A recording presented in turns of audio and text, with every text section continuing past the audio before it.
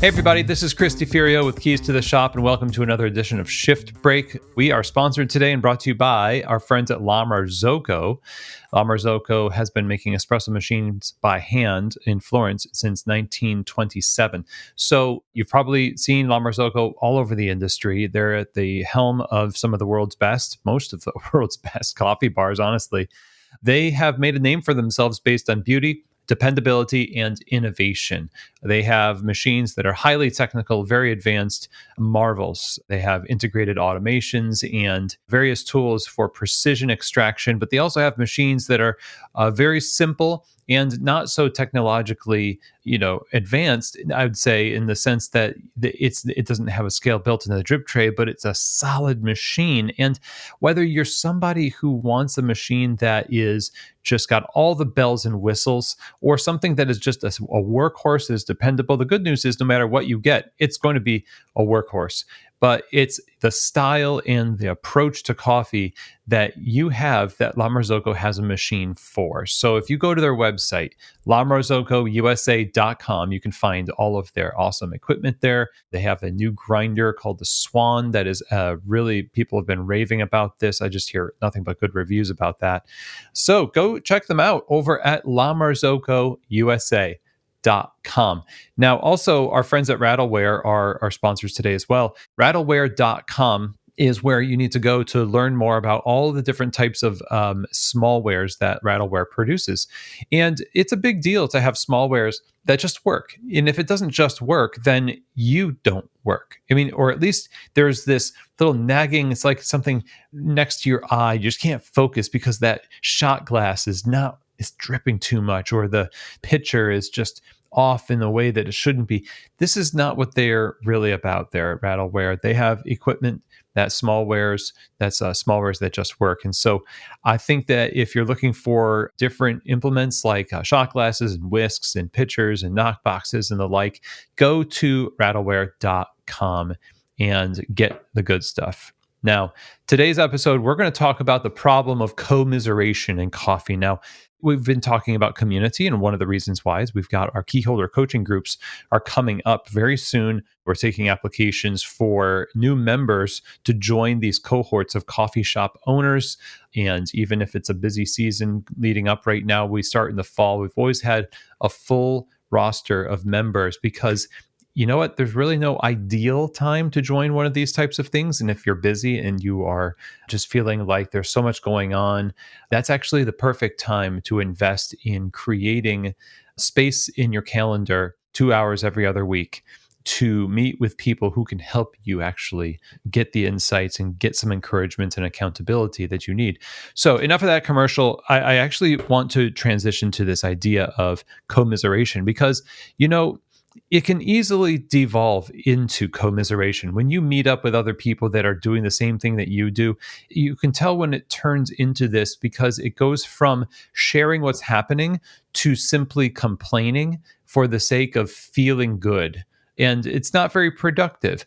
I'm not against it per se, and sometimes it's good to be, engaging in something that's more of a catharsis. And I journal for this reason, and often I will kind of talk to my wife, and I get sick of my own voice sometimes when I hear myself talking, and I'm like, you know what, this isn't really fixing the problem. Do I really want to fix the problem? What am I complaining about? If I am talking about this so much, it's almost as though I become dependent upon the problem persisting so that I don't lose the ability to complain, which I've started to become dependent upon. I really need to have that complaining. So I'm always going to find something to complain about. That's why commiseration is so hard on the progress of a culture or the progress of a business or a personal professional pursuit, because you start to incentivize yourself to be dissatisfied and uncreative and not look for solutions because the problem is just too juicy. It's just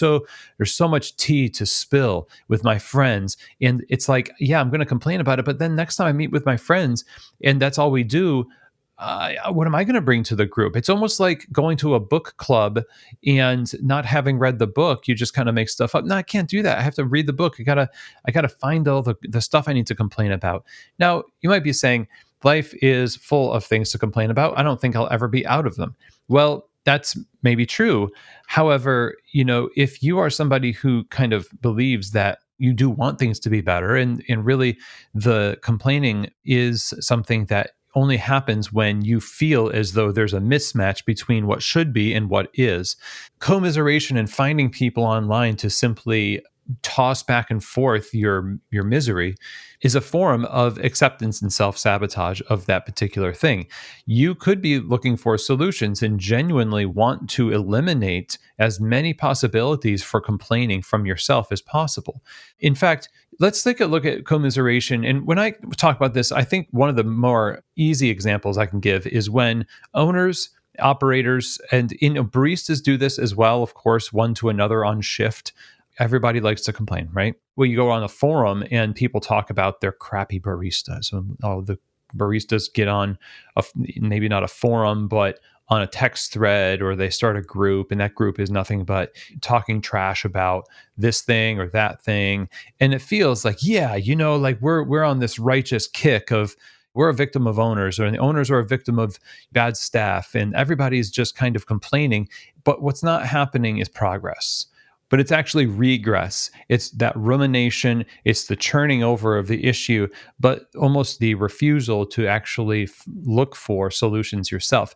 You don't want baristas to do this. If you're listening to this and you're a manager, or you're an owner, you don't want baristas to be in this perpetual state of complaining, complaining, complaining. You would like people to be solutions oriented. You'd like charitable assumption.